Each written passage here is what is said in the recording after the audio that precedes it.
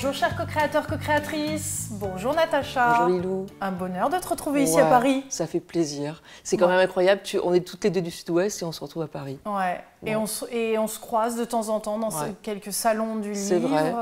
Pour danser à Brive. Pour danser aussi à Brive-la-Gaillarde. Oui, voilà, on aime danser, t'aimes la vie Natacha, autant le dire. Ouais, toi aussi. Oui. Ouais. Et puis ta créativité, bien sûr, tous ces livres que tu sors, ce n'est pas le fruit du hasard, on est d'accord? Si non. Tu as eu 1 million de lecteurs sur les clés de votre énergie, c'est bien parce que justement tu mets ton énergie là où il faut. Mais c'est surtout, c'est un peu la vie qui m'y pousse, parce que tu vois, tu es bien placé pour savoir que tu fais partie des premières qui m'ont interviewé sur mes romans. Et tu m'aurais dit, quand on s'est vu la première fois, tu vas écrire du développement personnel, je t'aurais dit, mais Lilou... c'est au-delà du développement personnel quand même, ce que tu écris. Oui, c'est bon, il faut mettre une étiquette, si tu veux. Mais en tout cas, ce qui m'a aidé, moi, à me développer, on va dire autrement. Parce que ça, c'est au cœur de ta vie. On est d'accord que si tu écris aujourd'hui se donner toutes les chances, c'est bien parce que ça a été un sujet pour toi. C'est un sujet pour moi, et puis c'est vrai que c'est une nouvelle étape. C'est presque un livre que j'aurais pu écrire avant toutes les autres. Intéressant. Voilà. Donc oui, ce livre, il est vraiment hyper important pour moi, et c'est un livre qui va aider, en fait, j'espère, les gens à cheminer autrement. Oui, à se réconcilier, c'est beaucoup, tu es beaucoup dans la réconciliation finalement.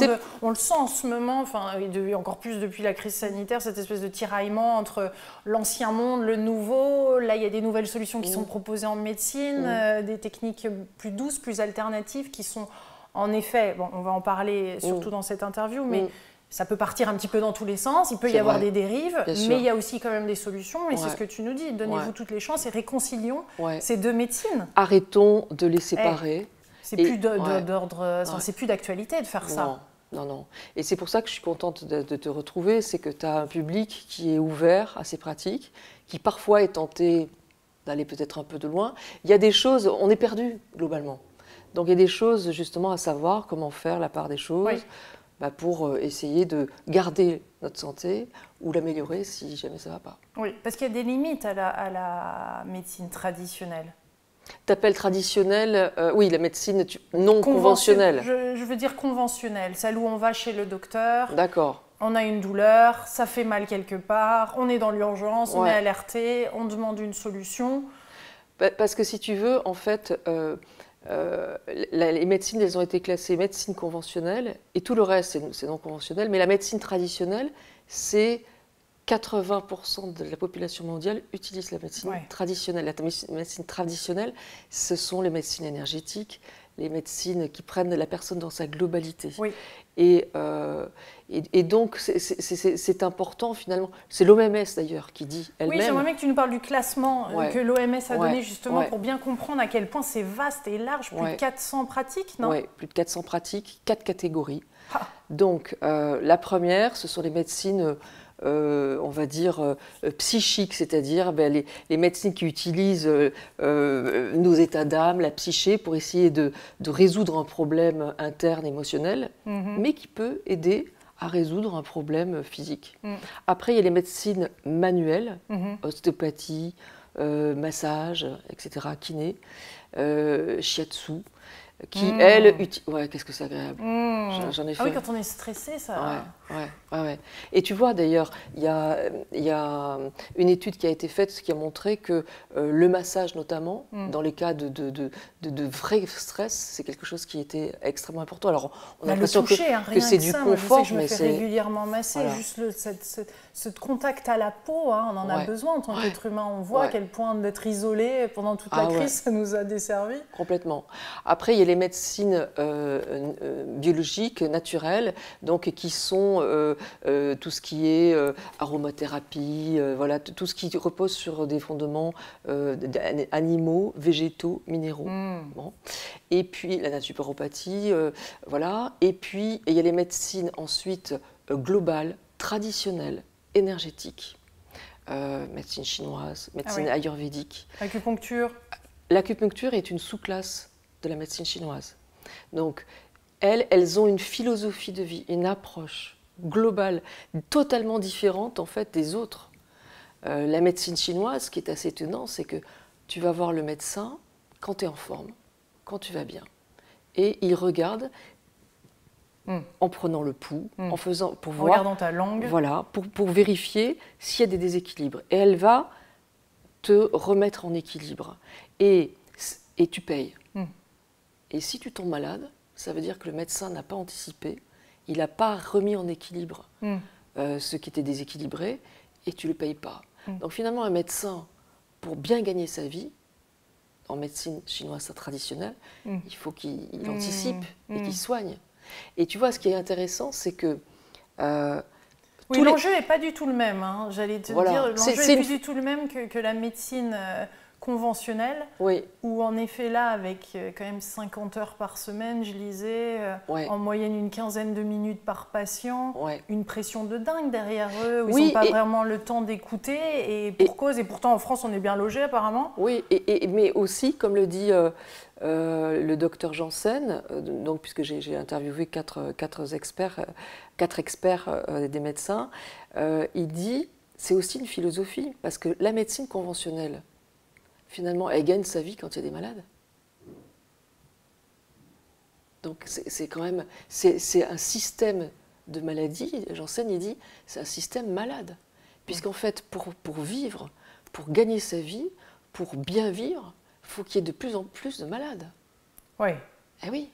Non, oui, alors c'est pas l'origine peut-être de la plupart des médecins qui s'engagent dans ces études-là et qui ont à cœur d'aider, d'œuvrer. Mais ça part de la maladie, non pas de la santé en tous les cas. En tout cas, c'est un fait. C'est-à-dire que le jour où il n'y a plus de malades, notre système de santé s'écroule. Et en fait, c'est pas une critique, si tu veux, que je porte. C'est le fait que quand tu as un système de maladie qui est prospère tant qu'il y a des malades, ça pose question. Encore une fois, c'est un médecin qui le dit, c'est pas moi. Alors que si tu as un système qui est prospère tant que les gens sont en bonne santé, philosophiquement, ça pose question. Moi, j'ai pas la solution. Oui. Mais tu exposes certaines choses en tant que journaliste, écrivaine. Voilà, tu je partage. D'ailleurs, tu as posé des questions à ces différents experts. Voilà, parce que je suis allée chercher le top du top. Un professeur de psychiatrie, un professeur de médecine, un médecin qui s'est formé à toutes les pratiques et comment dire, professeur en neuroépigénétique, qui est la discipline qui permet d'aller vers les médecines conventionnelles, qui permet d'expliquer, on va dire, les résultats des médecines non conventionnelles, des médecines parallèles, des médecines douces. C'est ça qui est intéressant. Donc, si tu veux, moi, je suis vraiment allée chercher ces experts-là. Qui ont pu étudier aussi bien dans un système classique et traditionnel que faire l'expérience par eux-mêmes. Je suppose qu'ils ont cette ouverture. Bien sûr, ils sont ouverts et c'est ça leur vraie dimension, si tu veux. Et donc, moi, je trouve ça assez génial de me dire qu'aujourd'hui, les gens s'ouvrent de plus en plus, et les médecins y compris, à ces pratiques autres, souvent parce qu'ils ont rencontré un problème qu'ils n'ont pas su résoudre avec la médecine conventionnelle.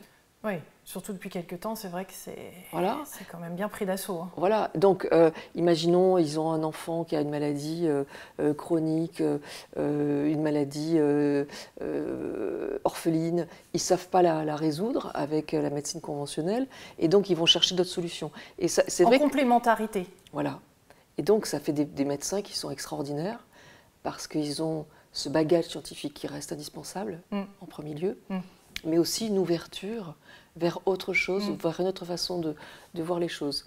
Parce que, tu vois, il y a quand même quelque chose qui pour moi est étonnant et que j'ai découvert en interviewant ces personnes. C'est que tu peux faire tout ce qu'il faut. Par exemple, imaginons, tu dis, moi, je fais des jeûnes intermittents, je prends pas de lactose, je fais des repas sans gluten, je fais du sport, je fais, tu vois, je fais vraiment attention à tout.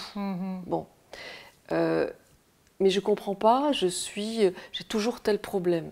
Bon, en discutant avec le professeur de médecine Gérard Osterman, il dit, si vos valeurs ont été perturbées pendant votre enfance, pendant,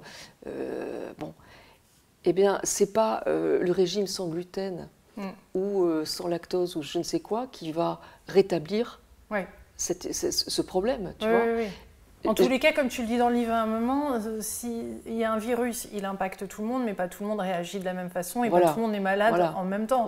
Donc c'est bien la preuve que nos corps et la maladie ne vient pas nous chercher de la même façon en fonction de qui nous sommes. Et ça, c'est la psychoneuroimmunologie qui l'a montré, c'est la médecine de pointe qui montre que quand finalement on vit une épreuve, ça fait chuter notre immunité, et comme tu le dis très justement, cette immunité qui chute nous rend sensibles aux éléments pathogènes et c'est pour ça qu'on tombe malade. Et donc, tu peux faire tout ce que tu veux à côté. Si tu ne sais pas ce qui a finalement fait chuter ton immunité, si tu ne te poses pas la question, eh bien finalement, potentiellement, ça peut revenir. Ça peut devenir chronique. Et en fait, tous ces experts, ils me parlent du fait que les gens sont démunis par rapport à une maladie chronique. Oui.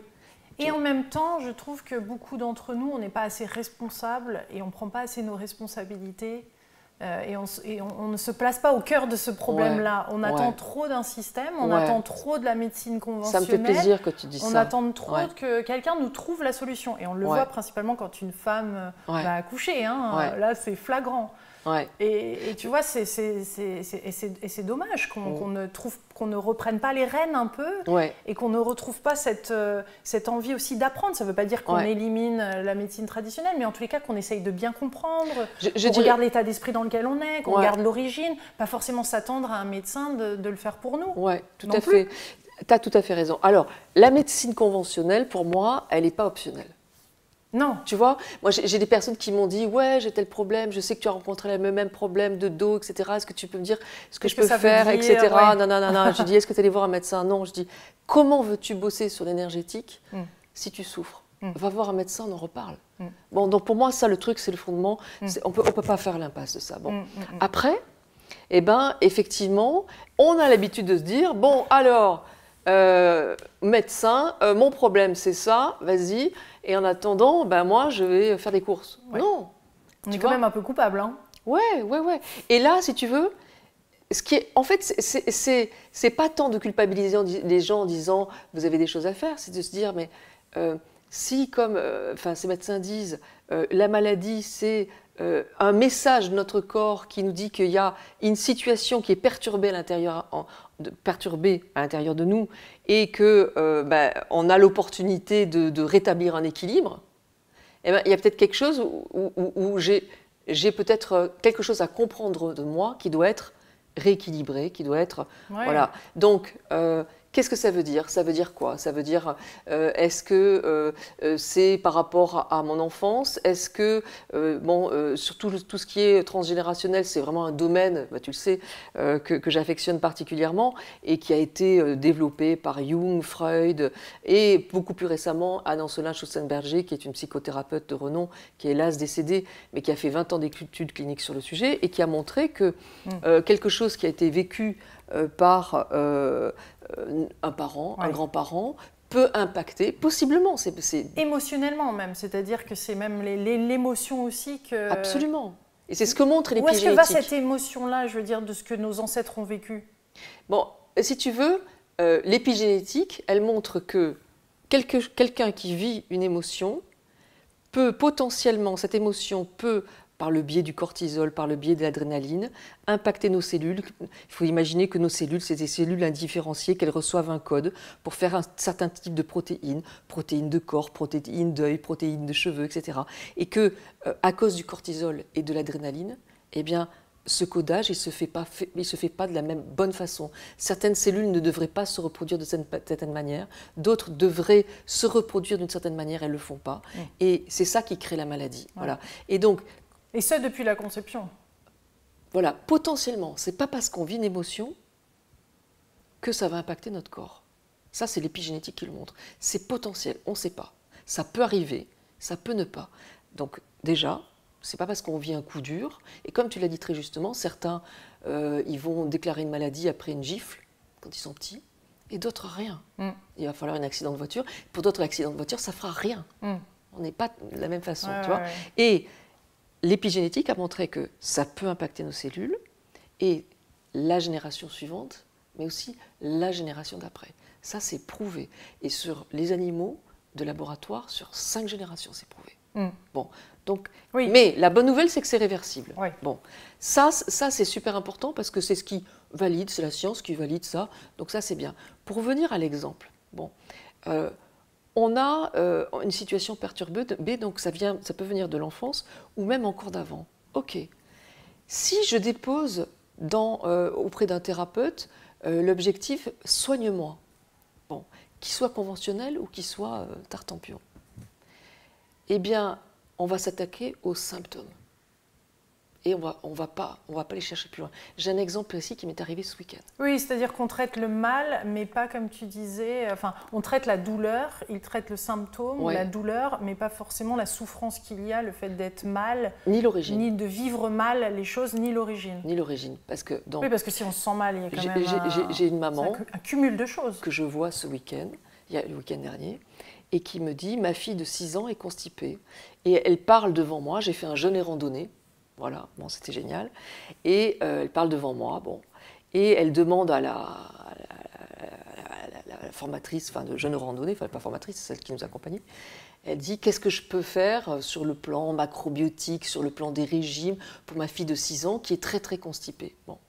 Et donc la personne lui répond. Elle dit, est-ce que tu as essayé ça? Est-ce que tu as essayé ça? Est-ce que tu as essayé ça? Oui, oui, j'ai essayé ça. Oui, j'ai essayé ça. J'ai essayé là, j'ai essayé ça. Ok. Et ce qu'on voit, c'est qu'en fait, on a un enfant de 6 ans qui a ce problème de constipation, où on lui donne tous les trucs qui ont l'air d'être naturels et magnifiques et merveilleux, etc., où la médecine conventionnelle n'arrive à rien non plus. Oui. Et moi je lui dis, alors, oui, c'est bien, mais on s'attaque aux symptômes. Elle vient d'où, cette constipation? Alors, il y a plein d'hypothèses. Une d'elles, c'est peut-être par l'envie de, contrôler les choses. Et l'envie de contrôler les choses, eh bien, c'est lié à des peurs. Mais comment, tu vois, quand j'entends ça, moi je pense aux dérives qu'il peut y avoir dans ces moments-là de détresse pour des personnes qui ont essayé par différentes techniques et qui à un moment, en effet, mettent là aussi leur toute...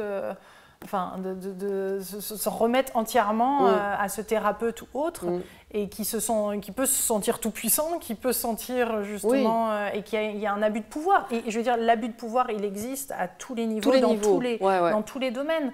Donc comment faire pour pas qu'il y ait de dérive? Parce que cette histoire de constipation, je veux dire, après, il y a un fil rouge et la personne peut passer je vais juste finir, tu vas comprendre et ça va répondre à ta question. Donc, je lui dis, est-ce que ta fille, je lui dis, a pas des peurs? Elle me dit, pas du tout. C'est la joie de vivre. Elle n'a aucune peur, rien du tout, du tout. Je dis, très bien. Je lui dis, est-ce qu'elle aurait pu en hériter de toi ou de quelqu'un d'autre? Elle me fait, ok, j'ai compris. Bon, qu'est-ce qui s'est passé? Le soir même, elle me dit, qu'est-ce que je fais? Je dis, Anne Solange-Schutzenberger, elle dit que dans certains cas, et notamment les enfants, il suffit simplement de dire à la personne, tu sais, si tu as ça, il est possible, c'est une hypothèse, ça reste une hypothèse parmi plein d'autres. Il est possible que ce soit lié à des peurs, mais elles ne t'appartiennent pas. Tu sais, ta grand-mère, elle a connu la guerre, elle a eu énormément de peur en elle. Et elle a connu des famines, elle avait envie de tout retenir. Et au niveau de ta constipation, peut-être que c'est lié, mais ça ne t'appartient pas. Le soir même, c'était terminé. C'est troublant. Oui. J'en parle hier, donc ça c'est le week-end dernier. Hier, j'en parle à un commercial que je rencontre, etc., que je ne connais pas, il ne connaît rien de ma vie, etc. Et je lui en parle de ça, et il me dit, ma femme, sa fille d'un premier mariage, à 3 ans, commençait à refuser de boire et de se laver. Un peu gênant, à 3 ans. Bon.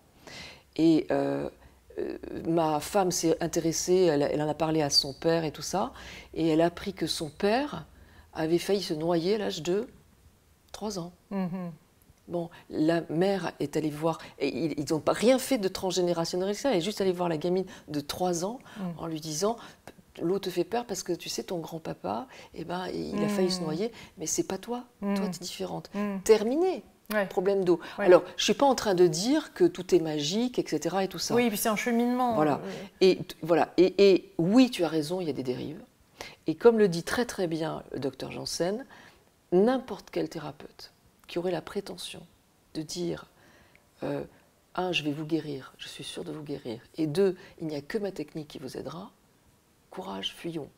Attention, c'est oui, potentiel. Ou même, il nous faut X séances pour débloquer ce problème. Absolument. Voilà.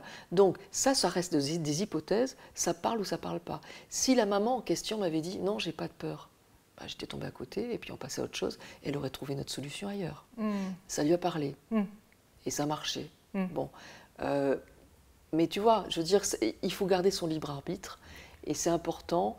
Oui, quel que soit le type de médecine, parce qu'on parle de les réconcilier, on parle aussi de dérives ou de limites qu'il y a dans chacune d'entre elles. Et comme tu l'as dit dans d'autres interviews d'ailleurs, il y a ce souci de personnes qui n'exercent pas bien leur métier dans la médecine traditionnelle et qui, comme dans tout métier, et qui créent de l'ombre et tout de suite on bannit ce guérisseur ou on bannit cet énergéticien ou d'ailleurs tout le métier d'énergéticien parce qu'il a été mal pratiqué à un moment. Alors que moi je le vois, il y en a certains qui sont juste énormes, qui sont très très talentueux, fabuleux. Et c'est dommage de... Et c'est comme s'il manquait cette nomenclature ou comment dire, cette... L'évaluation, le fait c'est vrai qu'on ne peut pas les évaluer et même dans le temps. Et puis ça change de personne en personne. Et une personne peut changer, je suis sûre que tu en as rencontré, des personnes qui sont géniales au temps X. Et puis, en fonction de ce qu'eux-mêmes vivent. De leur ego. Ils peuvent tout perdre. Et donc après, il n'y a plus personne. Donc du coup, ils brodent, ils font n'importe quoi. J'en ai vu plein. Donc oui, il y a plein de dérives. Et surtout, c'est vrai que ce qui est très important, c'est d'éviter de bannir la médecine conventionnelle. Tu vois, Thierry Janssen, il parle de cette femme qui a un cancer du sein, détecté au tout début, bon, et où une simple toute petite chirurgie de rien du tout ferait qu'elle éradique la chose. Et elle tombe devant un thérapeute qui lui dit c'est en lien avec un conflit antérieur. Bon. Et donc quoi, elle abandonne la médecine traditionnelle? Elle abandonne. Son cancer, elle ne le soigne pas. Il se développe, il se métastase, on lui ampute le bras, et elle est morte aujourd'hui. Oui, j'ai perdu une amie comme ça, parce qu'elle était à 100% sur les médecines traditionnelles. C'est un équilibre des choses comme ça. Elle cherche encore le conflit, c'est terrible, moi je trouve ça terrible, parce que pourquoi opposer, je veux dire, quand il y a des choses... Tu vois, moi, j'ai quelqu'un proche de moi qui vient d'apprendre qu'il a un cancer, et en lisant ce que dit Janssen sur le fait que ce qui est très important, c'est de faire corps avec notre traitement, d'être heureux de le prendre. Bon, moi, il m'a dit quelque chose, ça m'a soufflé, quoi. Il me dit, j'ai hâte de commencer la chimiothérapie. J'ai jamais entendu quelqu'un dire ça. J'ai hâte de commencer la chimiothérapie. Il ne peut pas avoir d'effets secondaires, ce gars-là. En tous les cas, tu vois, en tout cas il sera prêt à peut-être attirer à lui ou trouver d'autres solutions qui seront complémentaires là aussi. Parce que je pense notamment aux compléments alimentaires. C'est incroyable aussi ce qui est possible avec les compléments alimentaires par rapport à quelqu'un qui prend de la chimio. Oui. Mais complètement. Il y a des savoirs comme ça qui sont en train d'être transmis maintenant. Et puis, à partir du moment où tu as un cancer, dernièrement, j'ai donné une conférence et à la fin, il y a une médecin qui est venue me voir. Elle a attendu de passer à la fin. Elle est venue me voir, elle me dit « Je viens me voir, je suis médecin ». Alors, j'ai dit « Ah ». Et je dis « Comment vous avez trouvé la conférence ?» Elle me dit j'ai trouvé ça très bien, surtout parce que vous avez employé une image. Elle m'a dit j'ai beaucoup de patients qui ont le cancer, qui me plaît énormément.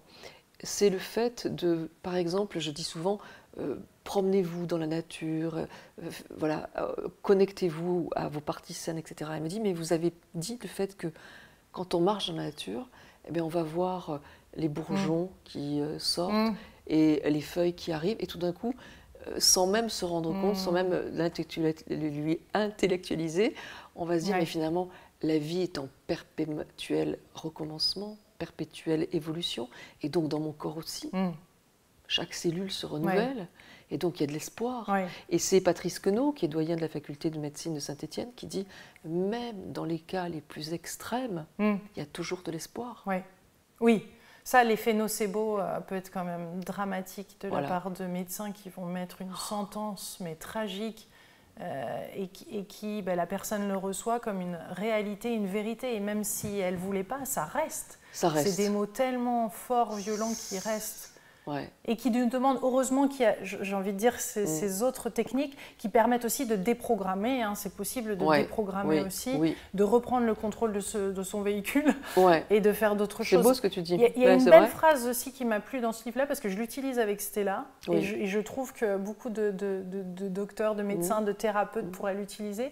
Et moi, ça m'est venu comme ça naturellement à être maman, c'est aide-moi à t'aider. Oui. Ça, c'est Gérard. J'ai besoin que tu m'aides à t'aider.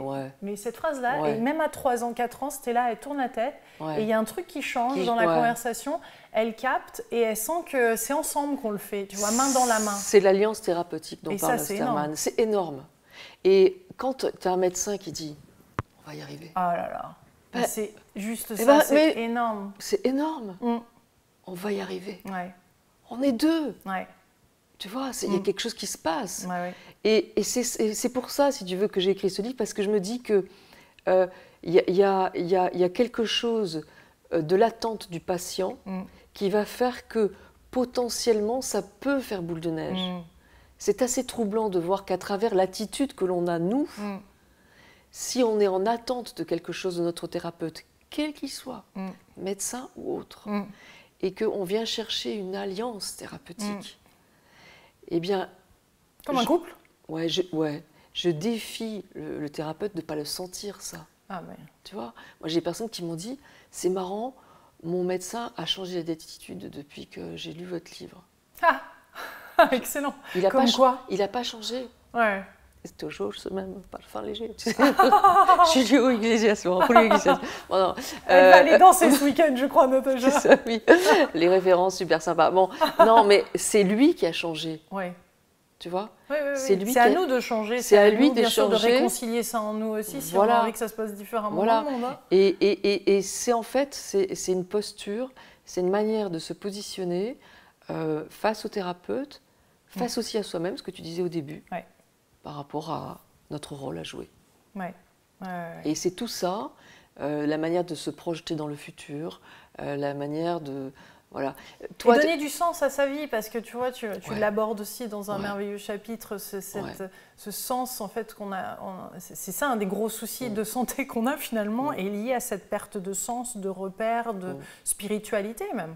Complètement, complètement. Et tu vois, quand, imaginons, je m'achète un très très bon matelas, très très cher, et est-ce que c'est pour ça que je vais bien dormir ? Pas forcément, je vais peut-être mieux dormir, mais pas forcément.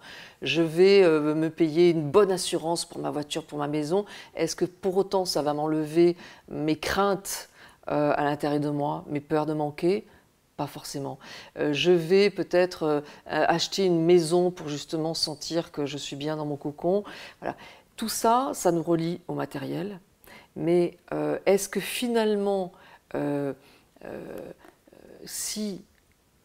face au mal-être. Enfin, je vais résumer en disant, je peux être formidable dans mon couple, formidable dans mon boulot, gagner bien ma vie, avoir une bonne relation avec mes enfants. Peut-être qu'à l'intérieur de moi, il y a quelque chose qui vacille, qui fait que je ne suis pas pleinement heureux, pas pleinement dans le bonheur. Et à quoi ça tient ? Peut-être que je n'ai pas été regardée de la même façon entre ma sœur et mon frère.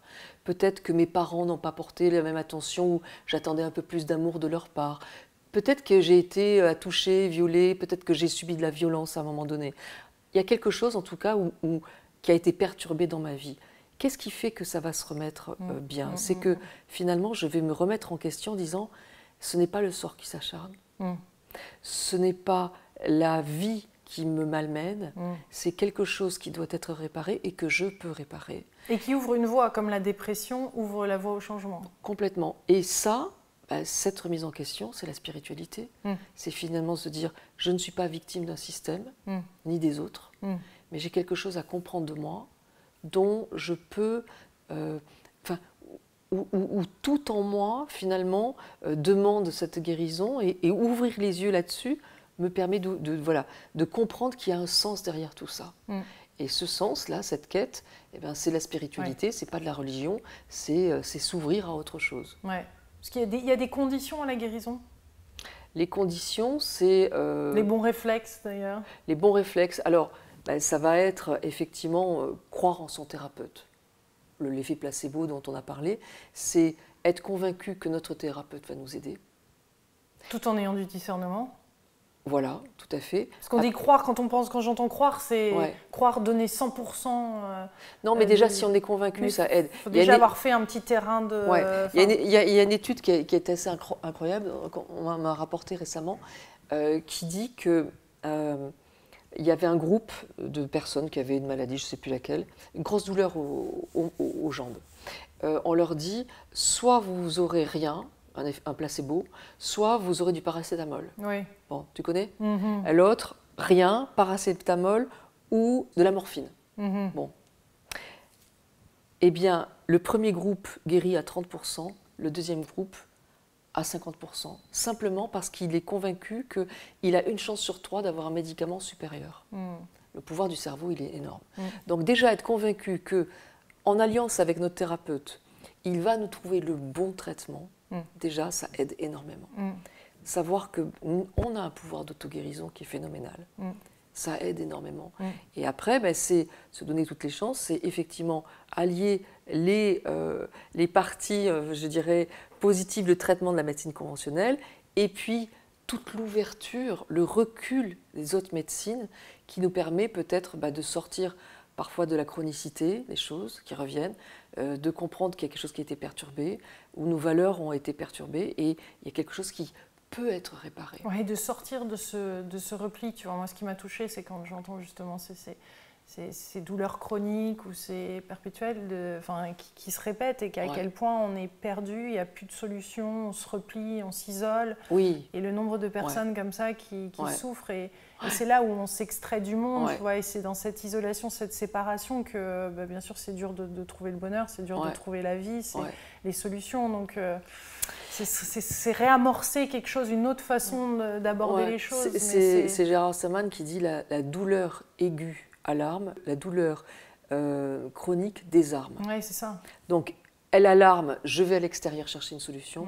Elle désarme, je fais un repli, ce que tu dis. Oui, jusqu'à quand, tu vois, c'est ça, et jusqu'à quand c'est un mode de survie où il y a des douleurs, une peine, la famille lâche, tout le monde lâche, c'est un gouffre.